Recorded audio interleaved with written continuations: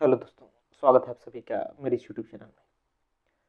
दोस्तों, खुद को अकर्ता कैसे जाने। सारा समस्या अगर देखें इस दुनिया में तो खुद को कर्ता मानने का ही है। और इस कर्ता मानने के भाव के कारण हम दुनिया में खुश होते हैं और उससे कहीं ज़्यादा दुखी भी होते हैं। अकर्ता मानना नहीं है। अगर हम देखिए दुनिया में तो हम अकर्ता हैं ही, बस हम अपने आप को गहराई से नहीं देखते, जिसके कारण लगता है कि मैं करता हूँ, मैं कुछ कर रहा हूँ, वरना हमारी क्या औकात कुछ करने का। कर्ता हमें वही कहना चाहिए जब सच में हम सब चीज़ कर रहे हो। अगर हमारा जीवन में जो चीज़ें मिली है वो सारी उधार की हो, वो सारी कहीं और से आ रही हो,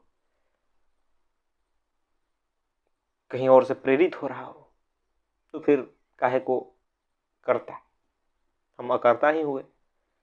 लेकिन आदमी की अहंकार, वो खुद को ही कर्ता मान लेता है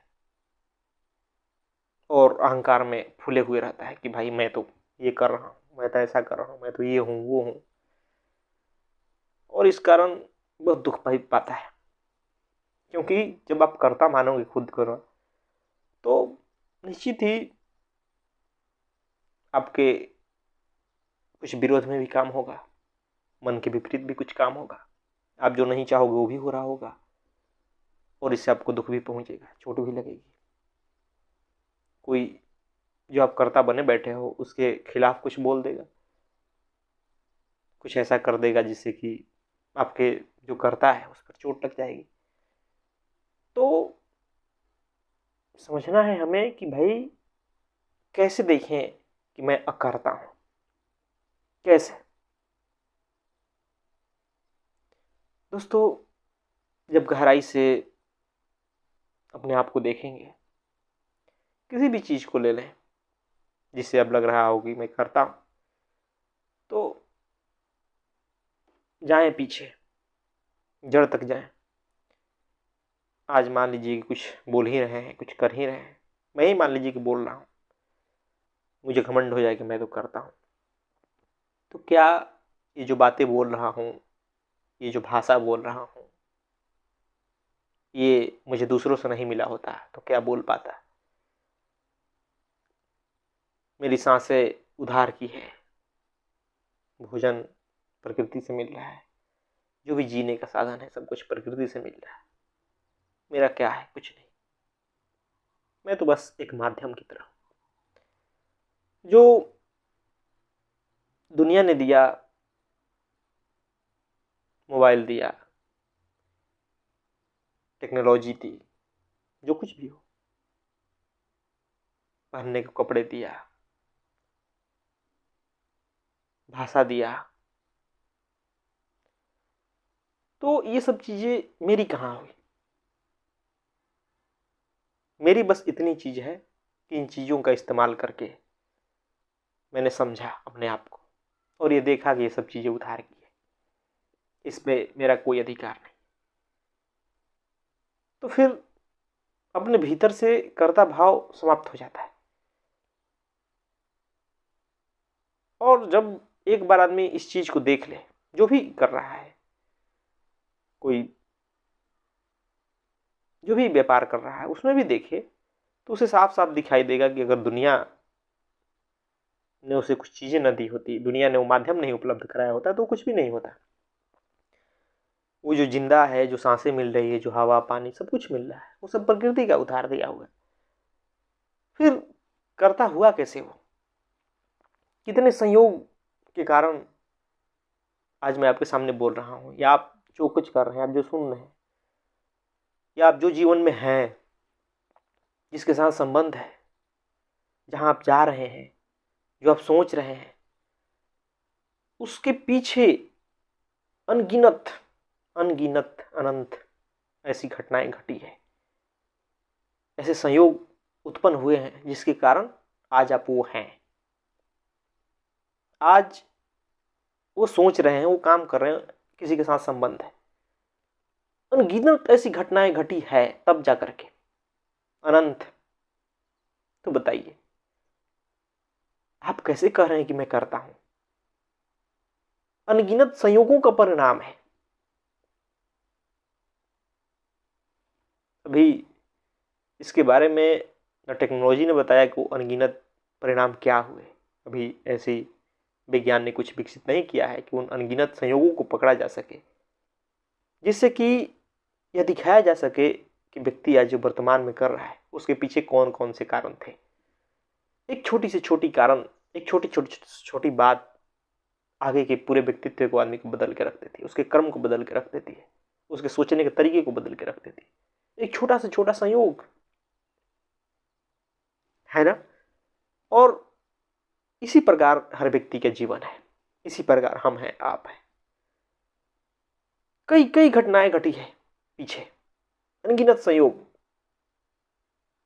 अगर उसमें से एक भी वो घटना नहीं घटी होती तो आज आप यहां मेरे को नहीं सुन रहे होते, आज जो कर रहे हैं जीवन में वो नहीं कर रहे होते, जो सोच रहे हैं वो नहीं सोच रहे होते, जहां जा रहे हैं वहां नहीं जा रहे होते, जो नौकरी कर रहे हैं, जो जो भी कुछ कर रहे हैं वो नहीं कर रहे होते, अगर एक भी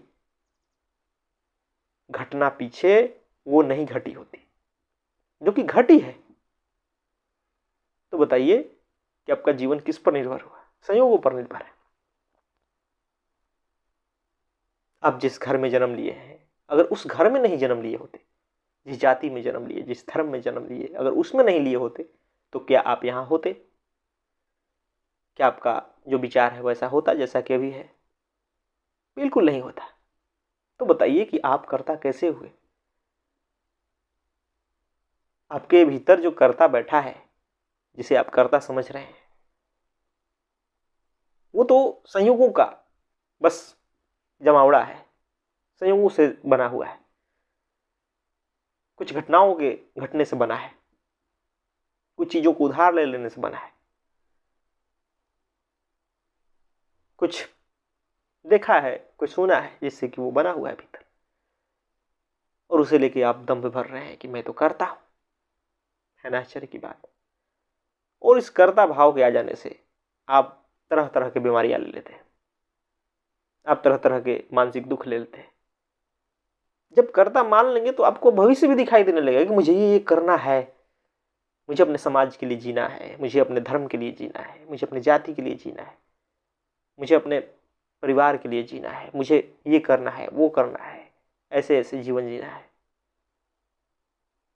सिर्फ उसके कारण क्योंकि आपके भीतर कुछ ना कुछ करता है जो समझता है कि मैं कुछ कर रहा हूं, जिसे अहंकार है, जो कि मैं है। लेकिन ये जो मैं है,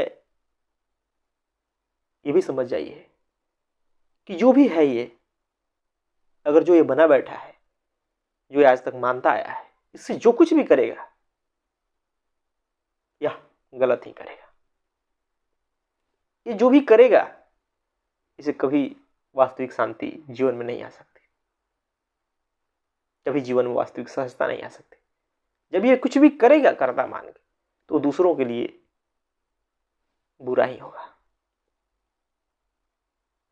वो चाहकर के भी किसी का भला करना चाहेगा तब भी वो बुरा हो जाएगा, क्योंकि ये कर्ता जो है ये बेहोशी का परिणाम है, जो चंद मान्यताओं से मिलकर बन चुका है, जो चंद उधार की चीजों से मिलकर बना है, जिसमें इसका कुछ भी नहीं है।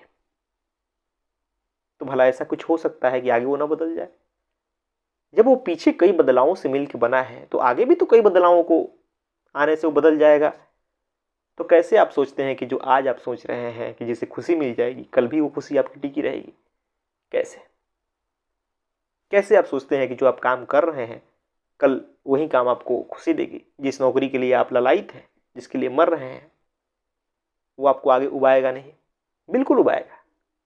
बिल्कुल बिल्कुल जिस व्यक्ति के लिए आप आज बेचैन हैं, जो यह करता कहता है कि नहीं नहीं वो व्यक्ति मेरे जीवन में आना चाहिए, कल वो आ जाएगा तो आप उससे उब जाएंगे। बिल्कुल होगा ये, क्योंकि जो करता है इसका अपना कुछ नहीं है, यह एक झूठ है। जो कि है ही नहीं, लेकिन इसे होने का भ्रम हो चुका है कि मैं हूं। और इस होने के भ्रम के कारण यह बहुत सारे उटपटांग चीजें करता है, जिसके कारण दुख पाता है,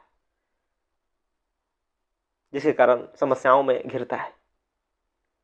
और इसी कर्ता भाव के कारण, जो कि हर व्यक्ति के भीतर है, पूरा दुनिया दुखी है, परेशान है, चिंतित है, वो समस्याओं का समाधान ढूंढती है और आगे वही समस्या बन जाती है ना आश्चर्य की बात है। उसे लगता है कि मैं कुछ कर रहा हूं समाज का भला, और वो आगे चल के वही समस्या बन जाता है।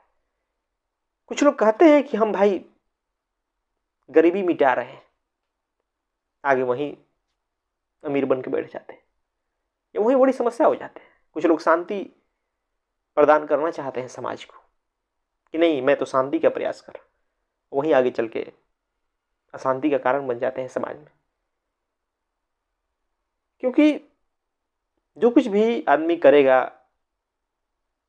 अपने आप को कर्ता माने हुए कि मैं करता हूं, समस्या उत्पन्न होगी ही होगी, क्योंकि उसके पास वास्तविक कर्ता नहीं है। उसके पास जो कर्ता है वो झूठा है, और इसी को समझना है कि ये जो कर्ता भीतर है वो झूठा है। और इसको समझने के लिए यही देखना पर्याप्त है कि ये कर्ता बना कैसे है। जो भी आज आप समझ रहे हैं उसमें क्या है आपका, यही देखना है। और जब ये व्यक्ति देख लेता है कि उसमें मेरा कुछ भी नहीं है ना, वो अकर्ता हो जाता है, साक्षी हो जाता है। और अध्यात्म इसी के लिए है कि आप साक्षी हो जाओ, बस देखो क्या हो रहा है, बस ये देखो कि आपका कुछ बस नहीं है, बस जो हो रहा है हो रहा है। और ऐसे ऐसे करते करते जब आपके भीतर बिल्कुल कर्ता भाव नहीं रहेगा, तो आप सत्य में स्थित हो जाओगे। अभी आप किसके लिए कार्य कर रहे हो? अहंकार के लिए, जो झूठा करता है उसके लिए। जब आपके भीतर सत्य स्थित हो जाएगा, जब आप सत्य में स्थित हो जाओगे, जब आपके भीतर कोई कर्ता नहीं बचेगा, तो फिर काम किसके लिए होगा? सत्य के लिए, मुक्ति के लिए, आनंद के लिए, प्रेम के लिए। उसमें फिर अपने अहंकार के लिए कोई कार्य नहीं होगा। वही जो कर्ता भाव है, जो व्यक्ति भी समाज में है जो अपने आप को कर्ता माने हैं, उनका सारा कार्य किस लिए होगा? अपने लिए, अपने शरीर के लिए, अपने परिवार के लिए, अपने से जो संबंधित है उसके लिए, ताकि वो और कर्ता बड़ा हो, और बड़ा हो उसका अहंकार। लेकिन जब जीवन में सत्य आता है, जब कर्ता भाव मिट जाता है, तब जब व्यक्ति कार्य करता है तो उसका कार्य पूरा सत्य के लिए समर्पित हो जाता है। जो कुछ भी वो करेगा, हाँ, अपने शरीर को जिंदा रखने के लिए तो इतना करना पड़ेगा कि भाई खाएं पिए, कुछ कमाएं, वस्त्र रहे, शरीर पर आने जाने का सुविधा हो। लेकिन उसका अब ये लक्ष्य नहीं रहेगा कि मेरा अहंकार और बड़ा हो। ये उसका लक्ष्य नहीं रहेगा कि मेरे से जो संबंधित है मैं सिर्फ उन्हीं के लिए कार्य करूं। बिल्कुल नहीं, बस शरीर है, उनको जीवित रहना है, सही से जीवन हो, और उनकी भलाई भी चाहेगा। तो इस तरह से वो भी अकर्ता जाने खुद को, वो भी ये देख ले कि वो कर्ता नहीं है। जो उनके भीतर झूठ है उसको वो देख ले। दुनिया में सारी समस्या का जड़ यही है कि आदमी खुद को कुछ न कुछ माने बैठा है, वो कर्ता माने बैठा है कि मैं ही करता हूं, जबकि वो सारा जो उसका कर्तापन है उधार का है, झूठा है, उसमें कुछ भी उसका अपना नहीं है, और उस झूठे कर्ता से चल देता है दुनिया की भलाई करने। क्या ऐसा संभव है? और इसीलिए तो देखा जाता है कि वो बदल जाता है, इसीलिए तो देखा जाता है कि वो हार जाता है, वो ललचा जाता है, वो अपना भला चाहने लगता है, अपने परिवार का, अपना स्वार्थ के लिए जीने लगता है। ऐसा बिल्कुल देखा जाता है। तो बस इसका वही कारण है कि आदमी झूठे कर्ता के साथ जीवन को जीता है, जो कि कर्ता है नहीं, कर्ता मान के जीता है। जब भी कर्ता मान के जिएगा व्यक्ति, तब उसकी चाहत भी बस यही संसार होगी। उसे उस आनंद से कोई मतलब नहीं होगा जो कि वास्तविक है। उसे जरा भी उसकी बोध नहीं होगी। उसका प्रेम झूठा होगा। वो कहेगा तो कि मैं किसी से प्रेम करता हूँ, लेकिन वो प्रेम नहीं होगा, वहाँ स्वार्थ होगा, वहाँ कुछ चाहना होगी, वहाँ डर होगा, लालच होगा, सब चीज़ होगा।